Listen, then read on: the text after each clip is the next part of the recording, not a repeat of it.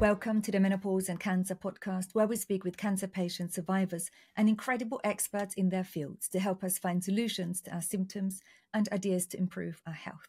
My name is Danny Binnington, and today I want to be talking about endocrine disruptors because we all need to know about them.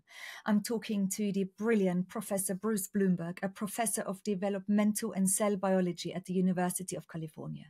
He will explain to us that endocrine disruptors are everywhere in your life, around you, in your homes. We're going to be talking about what they are, how they interfere with our health, how they can lead to increased cancer risks, how they can mess with our reproductive health, and how they can lead to obesity in generations and generations to come.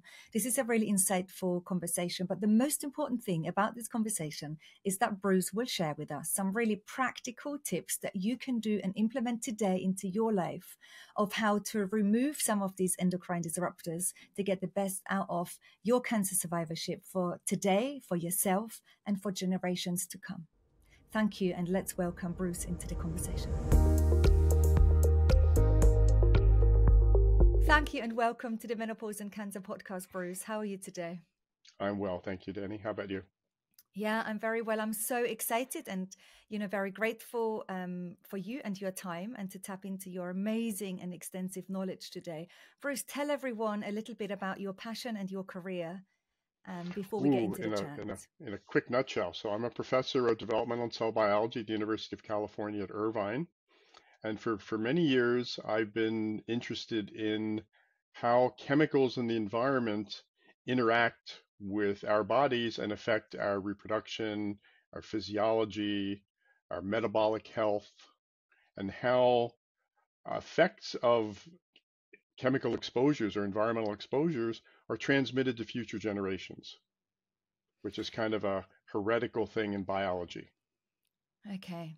There is so much going on, and let's unpick all of this a little bit, if you're okay to do that with me. Of course. So many people talk about endocrine disruptors, and we talk about plastics and the environment, but I want to take everyone way back, and I want to take you into our community for a moment. So everyone listening has had a cancer diagnosis, a different cancer diagnosis. We're talking about people that were born with ovaries, and somehow their cancer treatment has thrust them into the menopause, or the menopause has come along after their cancer treatment, and hence treatment options are harder. And so in a way, we've all had our hormones disrupted. So would you agree that chemotherapy, radiotherapy, hormone treatment are kind of like endocrine disruptors as well? Or is that a really crazy relation? No, it's not crazy at all. So typically, we don't call the chemotherapeutic agents endocrine disruptors, but that's exactly what they're doing. For whatever reason, in the field, drugs are not referred to as endocrine disruptors, but they are. So a chemical that blocks the estrogen receptor in your body, so that estrogen receptor dependent cancers don't grow, is an endocrine disruptor. It's disrupting the estrogen receptor, in this case, to benefit you with respect to the cancer. That's right. And so we're kind of in a state of an endocrine disrupted body already, and we're here listening to you. And then we also have the endocrine disruptors from the outside. Yes. How did anyone ever find that they existed? Where does that come from? Is it a new thing? Is this are we talking 40 years ago, people realized? That's a very long story. And actually colleagues of mine are working on a history of endocrine disruptor. I don't know if you call it a podcast, but are working on a history of the field of endocrine disruption. So to the best of my understanding, the field of endocrine disruption began with the understanding that chemicals like diethylstilbestrol could cause effects on women who were exposed and on their children. So that was work by a man named Roy Herbst and Howard Byrne. And that led to the concept of estrogens being disrupted. So the field of endocrine disruption began with the study of environmental estrogens in probably the late 70s and early 80s. And that was centered around a man named John McLaughlin at the National Institute of Environmental Health Sciences in the US. And that kind of nucleated the field. And what have they found? How did this impact the people they have studied?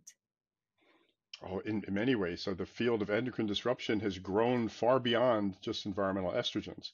That's not to say that estrogens aren't important, but the estrogen receptor in your body and in my body is one of 48 such receptors. And any one of those can be disrupted by chemicals in the environment. So estrogens are extremely important, but they're one of 48. So there are many other possible ways that your endocrine system can be disrupted. And those are just what we call nuclear hormone receptors. There are many other kinds of hormones in your body. For example, growth hormone or insulin or follicle stimulating hormone and luteinizing hormone, which are also important for people experiencing menopause. Those can all be disrupted by chemicals in the environment. So the field is vastly bigger than we ever imagined it would be. Wow. And so what I hear from you and from your introduction, this can impact me now. So I can have my Absolutely. whole system can be impacted. And we want to talk about Mm-hmm. that and also what we can do to mitigate some of those risks perhaps and the damage. But also this can be passed on to my family, my children, future generations. Is that when you were talking about epigenetics? Is that Yes. how? Wow. Mm-hmm. Okay. So we're in a bit of a pickle, really, A bit, are we? yes. Okay. So where does that leave you? Are you excited to research about the future, Bruce, or are you worried about what you might find out? Where are you at the moment? I'm not worried about what I might find out. I'm excited because the more that we learn, the more information we have that can help us to protect ourselves. So how can I be impacted right now? What impacts me? How does my endocrine system get disrupted? And what does disrupt it? Okay, so we could talk about many kinds of endocrine disruption, but because you're a woman and your audience is largely female, let's focus on the estrogen receptor. So the estrogen receptor has many, many essential functions in the body, but it also many kinds of cancers that occur at higher frequency in women are fed by estrogens. There are estrogen-dependent breast cancers, for example, and the treatment for those are anti-estrogens like tamoxifen would be one of them. And that's one of the things that if you take anti-estrogens to prevent the growth of an estrogen-dependent breast cancer, you will undergo menopause because your body is now deprived of the estrogen that it needs for many other functions. Another kind of hormone-dependent breast cancer is dependent on progesterone. So the chemical RU486, mifepristone, is an anti-progestin that when you take that, it blocks the ability of those cancers to grow, at least until they become resistant, which unfortunately they eventually do. The third kind of hormone-dependent breast cancer is what's called HER2/neu dependent, and that's epidermal growth factor, which is not a hormone, but it's like a hormone. It travels in the body and it signals cells of a certain nature to grow. So if you block that, usually with an antibody against the receptor, then you prevent the growth of those cancers. So the endocrine system has a very powerful impact both on your normal physiology, your menstrual cycling and your bone health and many other factors that are important for being a woman, but also cancers have co-opted that system to use your natural hormones for their own benefit and to your detriment. Hmm. And then the environment can sit alongside all of those disruptive processes Absolutely. Mhm. and can also impact us negatively. What have you found? What is it in the environment that can influence our bodies in a bad Many way? things in the environment can influence our bodies. The simplest one to consider is chemicals that behave like estrogens. The most famous example these days is bisphenol A. So bisphenol A is a chemical that acts through the estrogen receptor and can disrupt the normal estrogen signaling in the body. So one thing that you may or may not know is that your your risk of breast cancer is proportional to your lifetime exposure to all kinds of estrogens, both the estrogens that your body makes and those that you're exposed to from the environment. Okay. And in what sort of products would they be found? Where are they? What does it mean to me? Sadly, Many environmental estrogens are in plastics, and plastic is pervasive in our lives. So that's probably your biggest exposure. There are pesticides that are estrogenic, and there are other additives to cosmetics and personal care products that are also estrogenic. But by far and away, the biggest exposure is through plastics. Okay. And when I look around my house, my kitchen, everyone else's house and kitchens and homes, there is a lot of plastic everywhere. Are you saying I am sort of contaminated by this plastic, or how can I Yes, imagine it? you are. You are. We're awash in endocrine disruptors in our modern lifestyles. Plastic is a big problem in my view, both for the hormonal effects that we experience by plastic components leaching into foods and beverages, but also the environment is filled with plastics. There are these great Mm. garbage patches in the ocean where much of the plastic ends up somehow. I mean, it shouldn't, but it gets there because it's dumped. So that's not doing a good thing for the world. So we're harming ourselves at many levels. And how do they get into my body? You have to explain that a bit more to me, Bruce. It's easy. Imagine that you have a plastic bottle of water.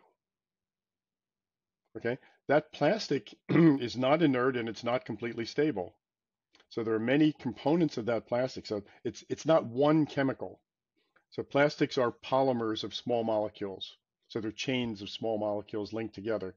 However, many other chemicals are added to give them desirable properties, to make them clear, to make them soft, to make them flexible, and those can pass into what's in the container, especially if you do things like heat them. So one of the worst things you can do with a plastic container that holds food is to put it in the microwave and to warm it up, because that will mobilize those chemicals into the food or beverage. So I urge you in the strongest terms to only put glass into the microwave. Okay, so I think, gosh, everywhere, like, I think when I first moved to London as a young student, there wasn't a thing like water bottles everywhere. And somehow at Mm-hmm. one point, everyone urged us to drink lots of water, and all the newsagents and all the corner shops were full of plastic bottles, and everyone was walking around. Mm-hmm. And then that changed again, and people would take their own water bottles that they would refill, and there was a real trend towards that. But Yes.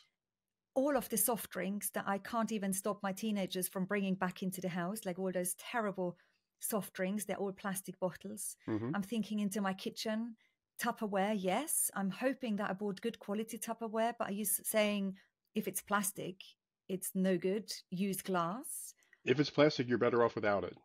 Glass, Okay. ceramic, stainless steel. It's heavier, and yes, if you drop a glass bowl, it breaks, and sorry about that, but you don't get any negative consequences from chemicals leaching out of the plastic, Okay. right? They don't, because glass doesn't contain those.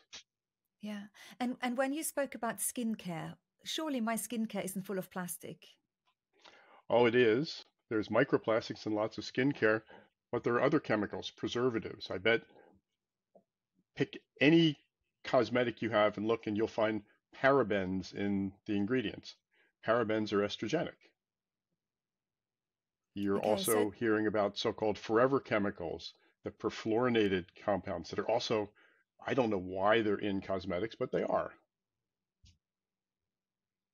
So when I buy skincare, for example, and we're looking Hmm. at parabens, I can try and stay away from them, and there might be products without parabens. Are there some other words people can recognize if they look at the back of their skincare? If anyone was going to go and look now and think, oh my gosh, have I got plastic in my skincare?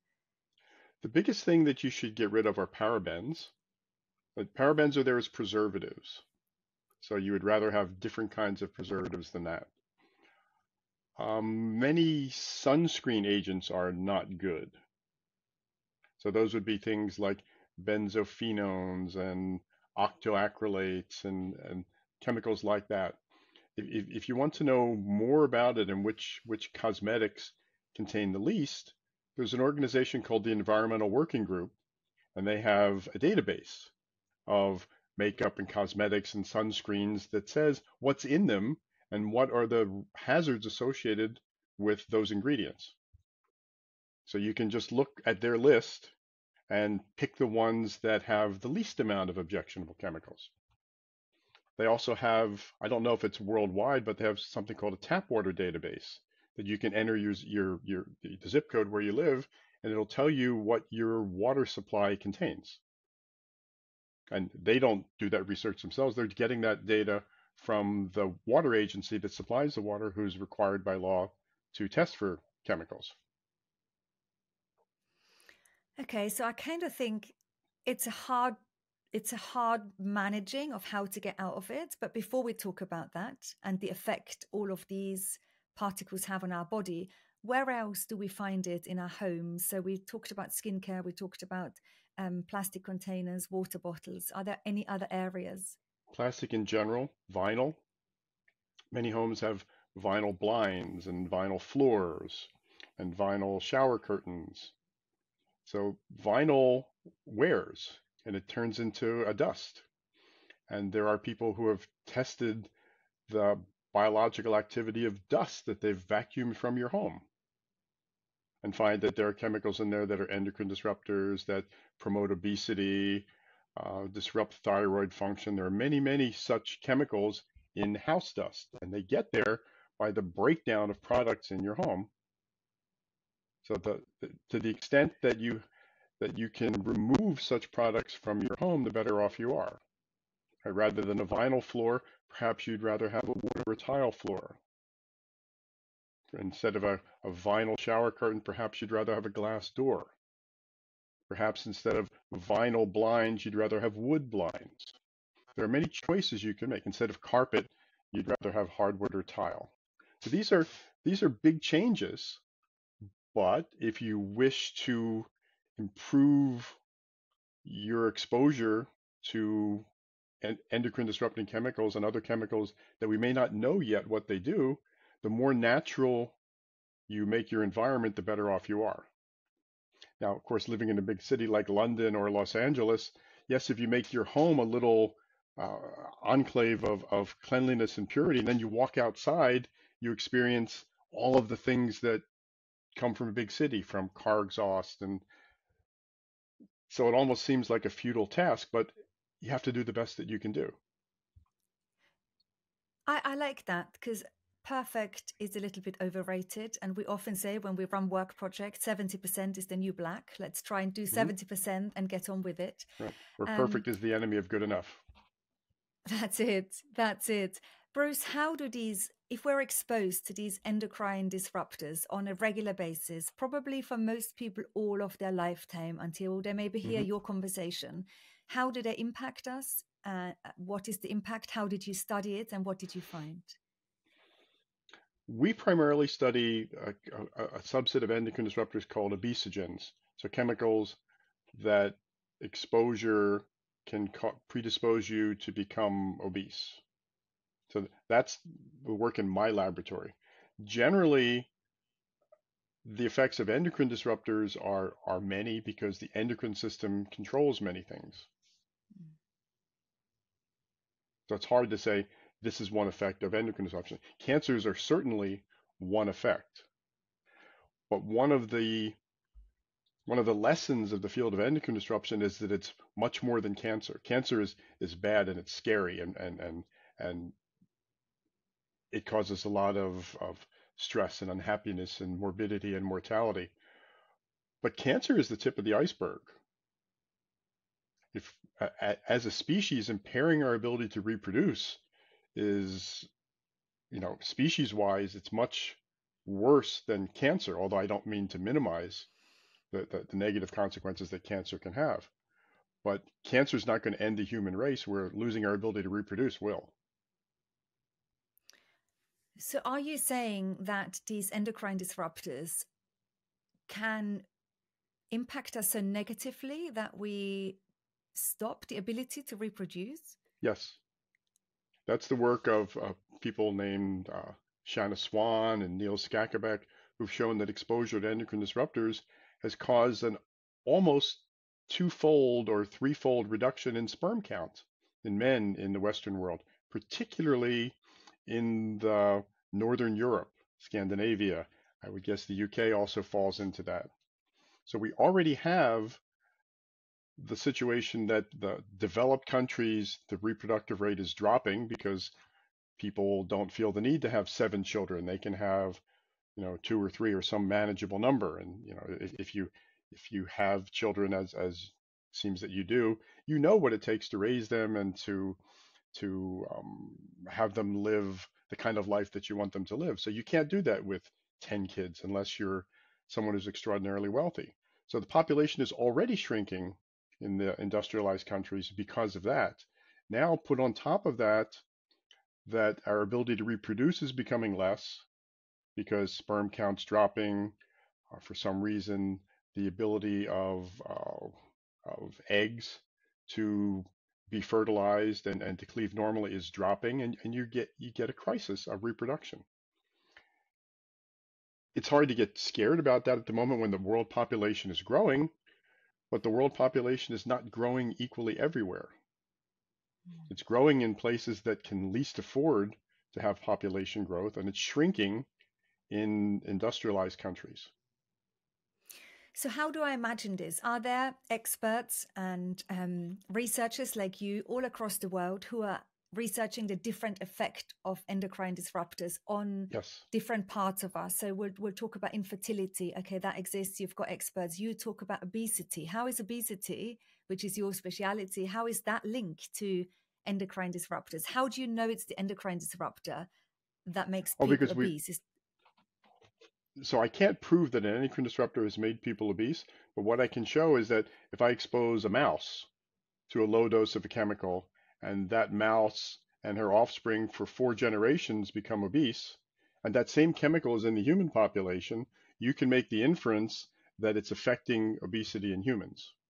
Of course, you can't do that cause and effect experiment, right? You would never, that's not ethically ponderable to do that, right? To expose people to a low dose of a chemical, but we're already exposing ourselves. So you might as well look and see, is there an association between someone's level of any particular endocrine disruptor and their outcome 5 or 10 or 20 years later? And those studies are being done in lots of places. They're time consuming and they're expensive, but they're very important to make that causal link. So it feels like for the last 20, 30, 40 years, the whole world has been trying to teach people to eat better, to have a balanced diet, to maybe eat more protein, to exercise more, to get outside in nature, to not have junk food, to have less ultra-processed food. We have been selling one diet after the other to everyone on this planet, and actually people have just become more overweight, haven't they? So the trend is going up. Yes. Is it almost we're a little bit powerless against all of these strategies because endocrine disruptors can have a really big impact as well? We're not powerless. There are many reasons why we're becoming obese. And it is not the case that we're obese because we eat too much and exercise too little. Certainly not in the United States, right? The caloric consumption is absolutely flat over the past 25 years. There has been no increase in calories consumed and even a slight decrease, but obesity has increased from 30% to 42%. Why is that? It's not that exercise has decreased. Leisure time physical activity has gone up. In Irvine, where I live, there must be 100 health clubs, maybe more than that. Just in the area near the airport where the gym that I go to is, there's 25. So there are many, many, many. People are working hard not to be obese. There are other factors. Obesogens are one such factor. Processed foods are another factor. Processed ultra-palatable foods that are devoid of essential nutrients, but packed full of emulsifiers and stabilizers and added sugar and things that affect obesity. So it's a complicated problem, but endocrine disruptors have an important role to play. What's a little bit scary is when you said it affects the mother mouse and then 3 or 4 generations after. And are you saying the future generations weren't directly exposed by the endocrine disruptors? It is That's a exactly. genetic It's a genetic mutation then? It's not. It's epigenetic. Because of the way we do the experiment. So for example, when we do such an experiment, we'll treat 50 female mice with a very low dose of a chemical called tributyltin, which you can find in vinyl plastics and in other places. Very low dose, the kind of dose that you and I are exposed to. If we expose a pregnant female mouse to that low dose, her offspring, which we call the F1 generation, will become obese, and so will the F2 generation and the F3 and the F4 generation, so the successive generations, the great-great-grandchildren of the exposed mother. And there's no further exposure to the chemical. Because we've treated so many mice and we get the same effect, there's no possibility whatsoever that it was a genetic mutation. In fact, we're studying what the effect is, and it turns out that in the case of our chemical, tributyltin, and the predisposition to obesity that we find, it's causing a change in the three-dimensional structure of DNA inside the cell that makes insulin-degrading enzyme less expressed. And that makes the animals have too much insulin, and too much insulin eventually makes you insulin resistant, so you get diabetic, and it makes you fat. And that's what we see in our mice. I mean, that's mind-blowing, and it really leads me to the only thought, and that is, why are these endocrine disruptors, these plastics, allowed in our world? Who makes those laws, and where are the levels? So you've just talked about the levels you and I would be exposed to. So that doesn't make sense. Now right? You're getting into controversial territory. And the territory, the controversy has to do with the worldview of the people who study such effects. So that's largely the purview of a field called toxicology. And the field of toxicology is dominated by the very archaic notion that came from 500 years ago, that everything in the world is a poison, and that it's only the dose that makes it not a poison. Okay, and the man who promulgated that model is called Paracelsus, and he was a Swiss alchemist in the 15th century. And toxicologists today still say that everything's a poison, we're just arguing about the dose. And if you're going to regulate these chemicals, then wait a minute, there are essential nutrients like vitamin D, for example. Too much vitamin D is toxic. It will kill you. And that's true. But that doesn't make vitamin D a poison. I have a big problem with a worldview that says that an essential nutrient like vitamin D or oxygen or you pick it is a poison, and that we should let other chemicals like glyphosate be on the market because they're less quote unquote poisonous than vitamin D. But you can't live without vitamin D, and you can live quite well without glyphosate or DDT or bisphenol A, or pick your favorite chemical. So the worldview of the people who do the regulation is that you're not exposed to a high enough dose, don't worry about it. And the problem is they never test a low dose. They test high doses and say, okay, here's a dose, kills 100% of the animals. Now let's lower it. Ooh, now we killed half the animals. That's the LD, lethal dose 50. Let's go down a little bit more. Now we didn't kill any animals. Okay, that must be a safe dose. And then they say, okay, that's a mouse, and Danny's a human, so we're going to add a 100-fold safety factor, and we're going to say that at 100-fold less than this level that didn't kill the mice, it's safe for Danny, it's safe for Bruce. But they never test that level. And we as endocrinologists come from the other direction. We start from zero, and we add a little bit more until we see an effect. And often those two levels don't even come close to each other. So the level at which we see effects is way below the level that they ever tested. So there's a big controversy. But that must be really infuriating for you, Bruce. It is. But nothing I can do about that. All I can do is do the best science that I can do and disseminate the results and talk to people like you and to speak with local governments and tell them about the dangers of chemicals, pesticides and herbicides that they're allowing to be sprayed so that there's no weeds in the cracks on the street and things like that, and explain about the risk benefit of that. That's all that I can do. Yeah. There are other people that are working hard to change policy, And for a while, they were making big inroads in Europe, right? The European Parliament voted probably almost 10 years ago to eliminate endocrine disruptors from commerce. And after heavy, serious lobbying by the chemical industry, that's mostly not happened. Mm.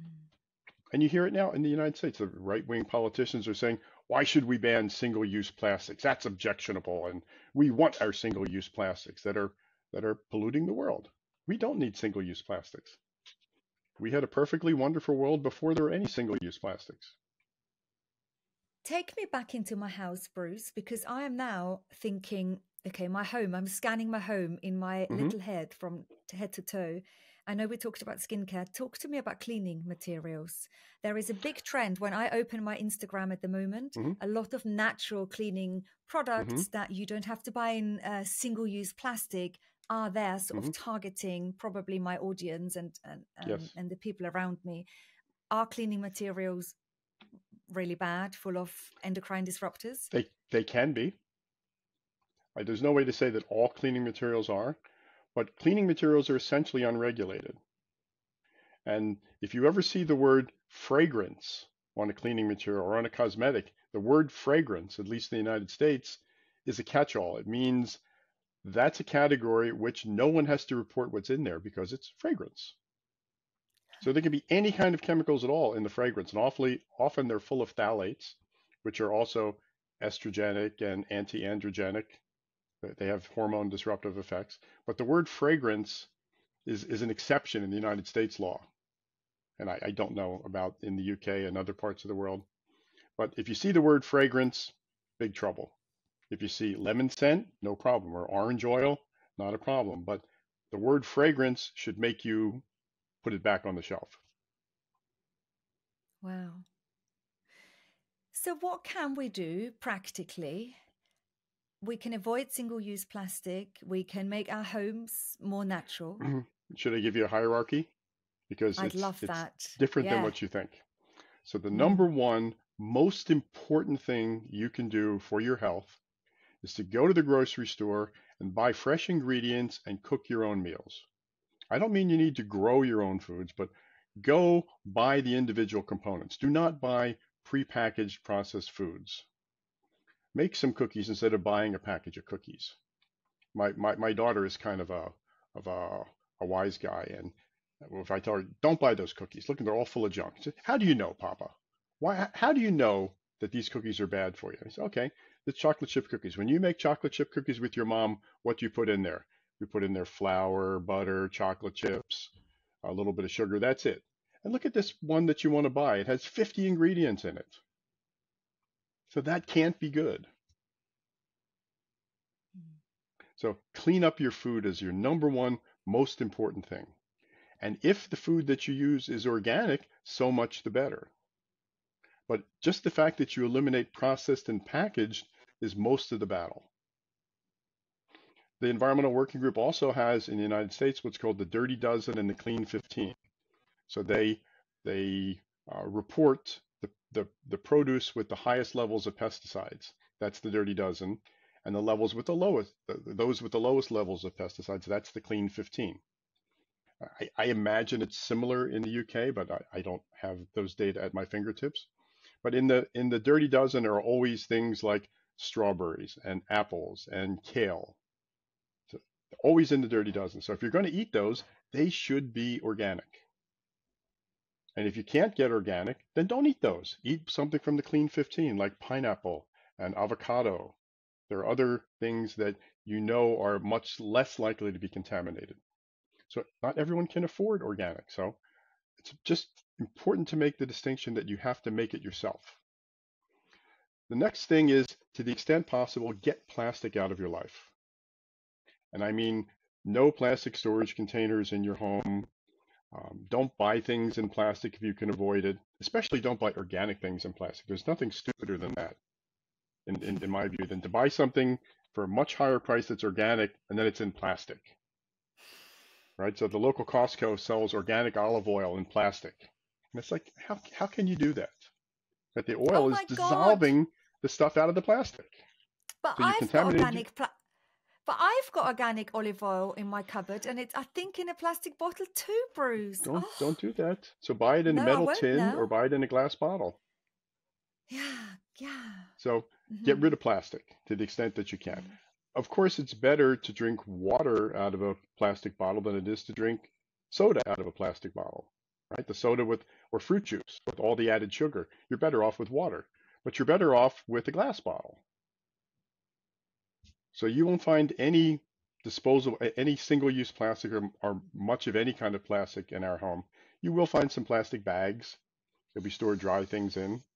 It's hard to avoid those, but we really minimize that. So I said, clean up your food, get rid of the plastic, clean up your water. So the How? water in your home is also important. So the water that you drink should be filtered water. It should be perhaps from a glass bottle if you like sparkling water. I happen to like Pellegrino. So we buy that in glass bottles. If they don't have glass bottles, I don't drink it. So to the extent that you can do that, you're better off. Another, probably one of your biggest sources of waterborne contamination in your life is in the shower, right? Because all that water is making a fine mist and you're breathing that. And what is your lungs? Your lungs are a vast collection of blood vessels that are intended to extract oxygen from the air, but they're also extracting chemicals from the water mist that gets in there. So if you do nothing else, put a carbon filter on your shower head. Better still, put a carbon filter on the water line coming into your home. Things like that. And you've already done most of the battle. After you've done those things, yes, if you want to get rid of the vinyl in your vinyl floors and your vinyl shower curtains and blinds, by all means. But it's insignificant compared to the food and water and getting rid of plastic. So do the big things first, if the ones that give you the most benefit. And after you've done those, then go on to the other things that you can do. Okay, Bruce, what sunscreen do you wear? Take me back. It's the summer. I typically use ones that are mineral based, so zinc oxide, titanium dioxide. But Yeah. I We'd, confess, I went on vacation a few weeks ago with my wife. We rented a convertible and we were driving in Northern California, and I bought a spray sunscreen so that my bald head didn't get too sunburned. And that had benzophenones and stuff that I wouldn't like in there. So they're bad on you, but they're also terrible in the water. So I think Hawaii has banned some kinds of sunscreen because they're killing the coral reefs, some of the components of sunscreens. So better to use more simple things. yeah. If anyone is listening to this thinking, gosh, I've actually been through a lot. I've been dealt the difficult cancer card. I'm here surviving. I have awful symptoms, which is why they're Hmm. listening to the Menopause and Cancer podcast. People might struggle with weight gain. Hmm. If we change and we make some of the suggestions happen that you have just listed, so by reducing that exposure again, Hmm. can we tackle obesity? Can our body in our life, can we then stop being overweight when we address Hmm. some of those issues? Or is everything lost with our Sure. generation? So the question is, do I believe it or do I know it for a fact? I But both. believe that reducing processed foods in your diet and eating whole fresh foods to the extent that you can will automatically come with weight loss. You also need to get sugar out of your life to the extent that you can. Right? Don't put sugar on things. Don't drink sugar sweetened beverages. Don't because you're already not eating processed food, you're not getting sugar. But be careful with sugar. Right? Because sugar is probably the worst obesogen that there is. So I believe that if you eat whole, fresh food that you know the ingredients, there's not so many endocrine disruptors in there. There's no emulsifiers in there. There are no nasty things from packaging. You will automatically be healthier, and I will bet that you will lose weight. Mm. Has anyone done that exact study? To some degree, I would say. I'm quite sure that there are studies where they've put people on a whole fresh diet compared with the typical processed diet and shown weight loss. I couldn't tell you the names of the authors of those studies, but I'm quite sure that there are a number of those. Mm. I know that there, but Mm. that at UC San Francisco, Rob Lustig has done studies where he's removed sugar from the diet of obese kids and had them obese diabetic kids and have them lose weight just as a result of removing extra sugar.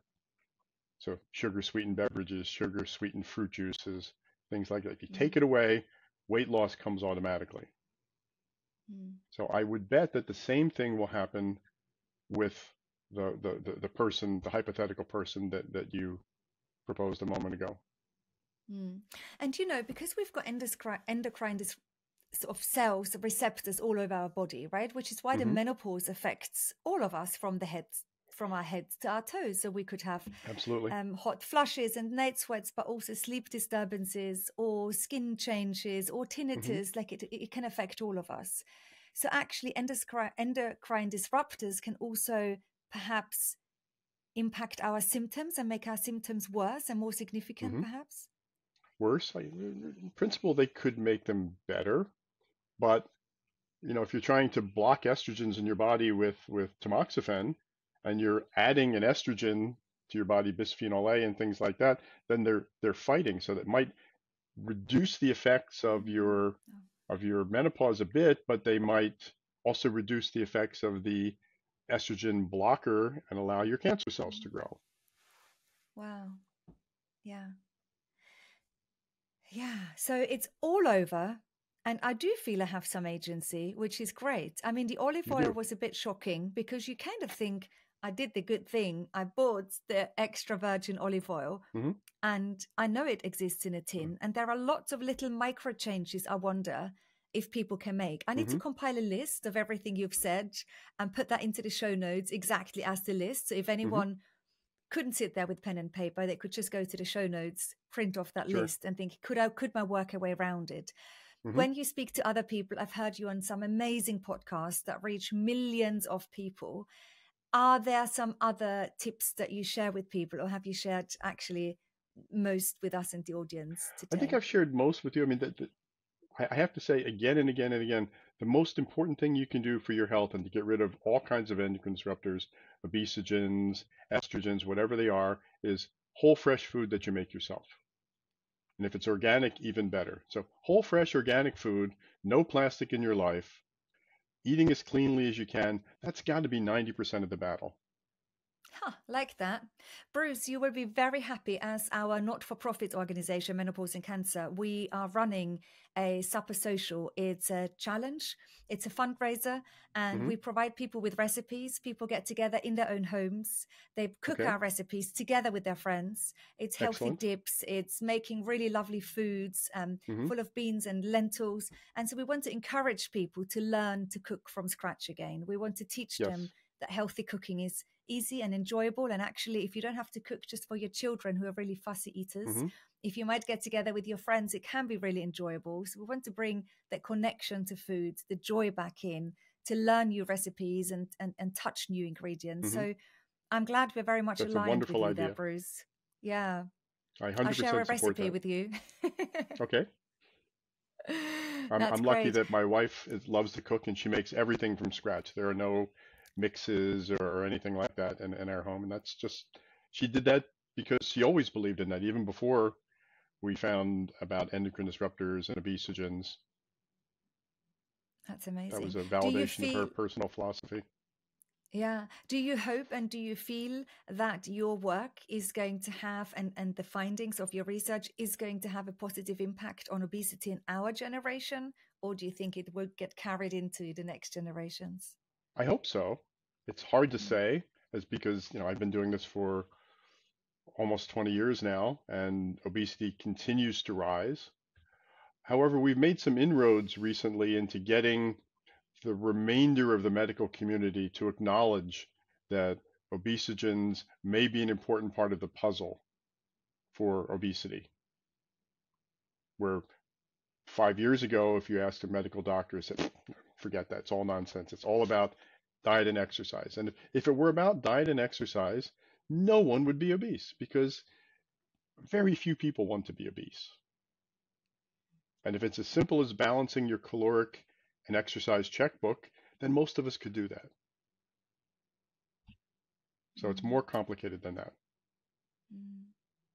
And thank you. That is so reassuring, actually, to hear, because I feel a lot of people might just try and be quite self-critical and think, I haven't got enough willpower. It's all about willpower. It's about commitment. And it's a little bit more complex than that. And thank you for saying that. I think that is very reassuring for many people. Or they think that everything is bad for you, so why do I even fight it? Yeah. And I'm here to say that you can make a big difference. You have agency to make important changes in your life. And ultimately, you'll probably spend less money doing so, especially if you count the cost of healthcare. We never consider that, right? And thinking that, well, it's less expensive to buy this packaged meal than it is to make the meal. You don't think of the added healthcare costs that you face as a result of not eating as well as you could. Yeah, and there are thank added you costs. so much. Yeah. Bruce, is there a list somewhere of endocrine disruptors that I want to stay away from, for example, in skincare? I know you mentioned a few, but is there a resource we can guide people to if they think, I can't remember, Bruce said, stay away from this in sunscreen and stay away from that in your body lotion or whatever it is? Is there a... Certainly there must be something at Environmental Working Group. There have been books written on the subject. I've written a book about obesogens, and in there we talk about the things that I've advocated, the whole fresh food, getting rid of plastics, things like that, given examples of endocrine disruptors. The big problem that we have is there's been no systematic attempt of any government agency or any scientific agency to analyze the chemicals in commerce for their ability to be endocrine disruptors or not. There are efforts, I'm part of an EU effort to develop tests to determine whether or not chemicals are metabolism disruptors. Obesogens cause diabetes, and there are other such groups that are working on female cancers, for example. So those tests are being developed, and one day they will be used. But until we get rid of this dose makes the poison, everything is bad for you mentality that regulators and industry scientists have, it's a difficult battle. We need sense to take over. So I'm advocating for what I call a personal precautionary principle. If you don't know whether something's good or bad, better not to eat it or take it or smear it on your body. What's your book called, Bruce? I'm sorry?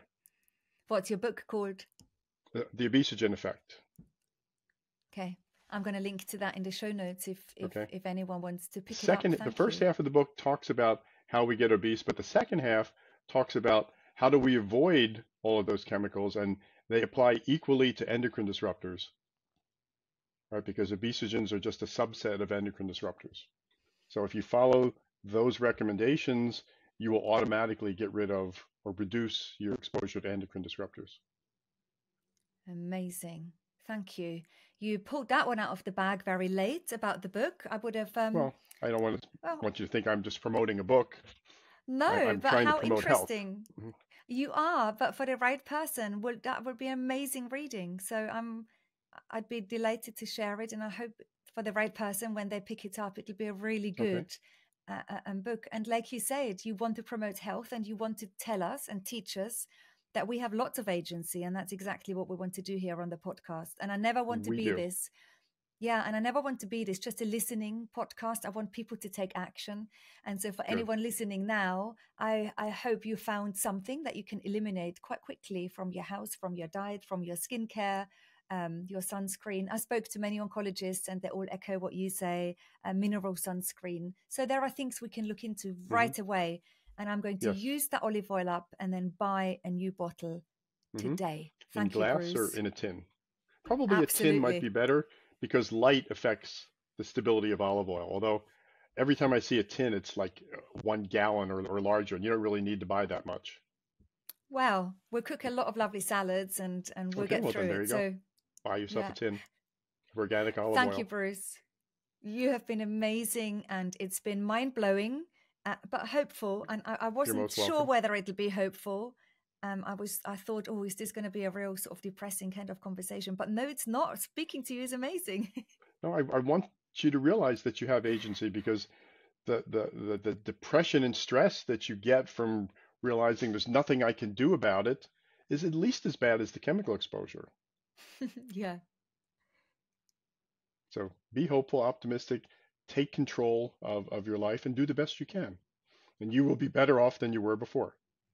Guaranteed. Ah, thank you, Bruce. You are amazing.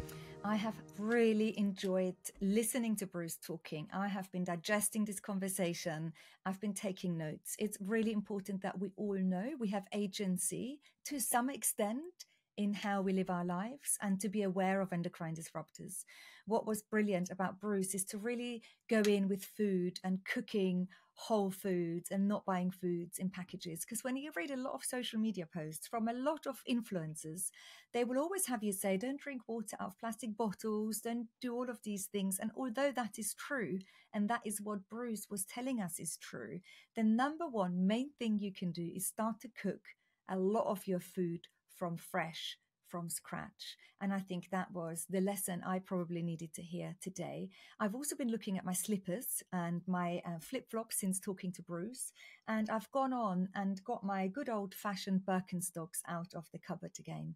They've got lovely soles. I'm not obviously plugging Birkenstocks, but it was important for me to think I'm walking barefoot, sometimes 12, 14 hours a day in my flip-flops, in some other plastic shoes. And you know what? I'm not going to throw them away. I will still wear them. But for the majority of the day, I'm going to put my lovely little feet into my Birkenstocks onto some natural material. Anyway, that was my lesson for today. I'm grateful I get to have these important conversations with these important guests. And I can't wait to talk to you next week on the show. I know we've all been through so much. And I know sometimes you want to be thinking about all the things you can do to reduce your risks of a cancer recurrence, of living better, of looking after yourself and your families. And sometimes it's all too much. So take away from this conversation whatever resonates with you, whatever feels right, and maybe take a little bit of action yourself and start cooking yourself a really lovely meal today. Lots of love, and I can't wait to chat to you next week.